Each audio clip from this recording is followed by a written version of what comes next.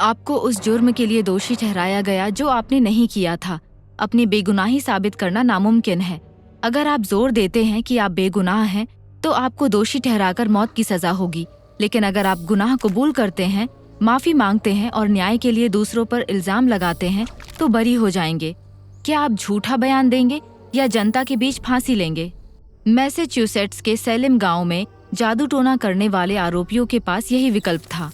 फरवरी 1692 से लेकर मई 1693 तक वो अलौकिक शक्तियों के आतंक में रहते थे। ये धार्मिक गलतफहमियां और सच्चाई से ज्यादा पश्चाताप को अहमियत देने वाली न्याय प्रणाली थी। सेलम्स को प्यूरिटन्स ने 1626 में बसाया था, जो इंग्लिश प्रोटेस्टेंट का एक ग्रुप था। सेलम में जीवन सख्त और दुनिया से कटा हुआ था। वे अक्सर अपने नेटिव अमेरिकन पड़ोसियों और वहां बसे फ्रांसीसी गुटों से लड़ते। भूखमरी और बीमारी से डरे लोगों के आपसी रिश्तों में तनाव था।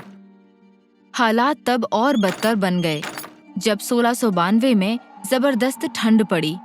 उन सर्दियों में 2 कजिन्स, 9 साल की बेटी पेरिस और 11 साल की एबिगेल विलियम्स ने अजीबोगरीब हरकतें शुरू कर दी। डॉक्टर को उनमें कोई बीमारी नहीं मिली, बस कहा कि लड़कियां शैतानी ताकत के हाथ में हैं।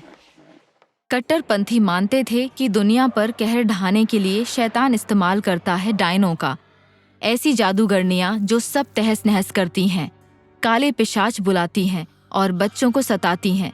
ये खबर गांव में फैल गई और लोगों में वही लक्षण दिखाई दिए। कहते हैं कि 12 लड़कियों के शरीर में ऐंठन आने लगी, दौरे पड़े और त्वचा में चुभन होने लगी।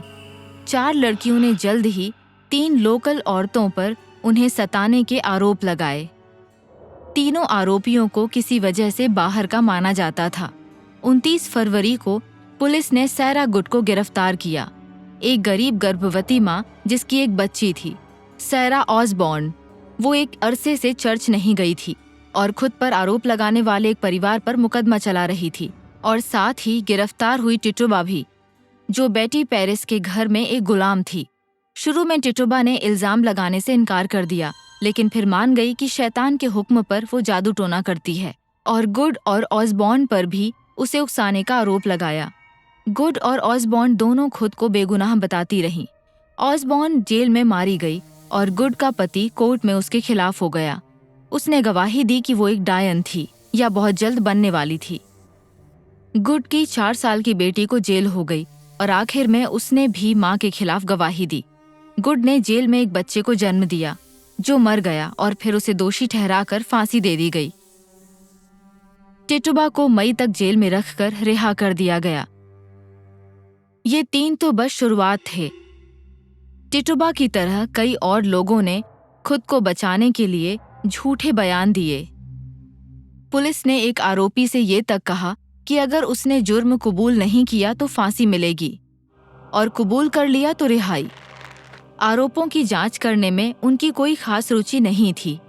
चर्च की सीख के मुताबिक वो चाहते थे कि आरोपी जुर्म कबूल करके माफी मांग ले और वादा करे कि आगे से जादू टोना नहीं करेगा। अदालत ने हर तरह के सबूत स्वीकार किए, स्पेक्ट्रल एविडेंस भी, जिसमें माना जाता कि किसी अदृश्य भूत के छूने पर लड़कियां पगलाने लगती थीं। फिर मामला और पेचीदा हुआ। मुकदमे में जूरी के कई सदस्य आरोप लगाने वाले के रिश्तेदार होते, जिनका फैसला निष्पक्ष नहीं होता। जो भी बोलने की हिम्मत करता, जैसे जज नेथेनियल सॉल्टनस्टॉल, उस पर शक किया जाता। 1693 के बसंत तक 100 से ज्यादा लोगों को जेल में डाला गया और 14 महिलाओं, 6 पुरुषों को फांसी दे दी गई। उस वक्त तक सेलम के आसपास के समुदायों के लोगों पर भी आरोप लगने लगे थे, यहाँ तक कि सबसे ताकतवर लोगों पर भी। जब मैसेच्यूसेट्स कॉलोनी के गवर्नर की पत्नी पर आरोप लगा तो उन्होंने मुकदमे स्थगित कर दिए। सजाएं छोटी हुईं, कैदी रिहा हुए और गिरफ्तारी बंद हुई। कुछ लोगों ने अंदाजा लगाया कि लड़कियों को फंगस की वजह से हेलुसिनेशन हुए थे या एक ऐसी कंडीशन जिससे दिमाग में सूजन आ जाती है, लेकिन आखिर में उनके इस बर्ताव की वजह पता नहीं चली। बस इतना पता चला है कि बच्चों के बेसिर पैर के आरोपों को बड़ों ने ठोस सबूत माना। सेलम विच ट्रायल्स एक चेतावनी है कि कैसे सामूहिक विचारधारा और दोषारोपण खतरनाक हो सकते हैं। और कैसे डर इंसान का नजरिया बिगाड़ सकता है। आपको इतिहास सीखना पसंद है तो हमारे चैनल को सब्सक्राइब करें। हम हर हफ्ते एनिमेशंस पोस्ट करते हैं, जूलियस सीजर के खिलाफ साजिश से लेकर केलों के काले इतिहास जैसे विषयों पर।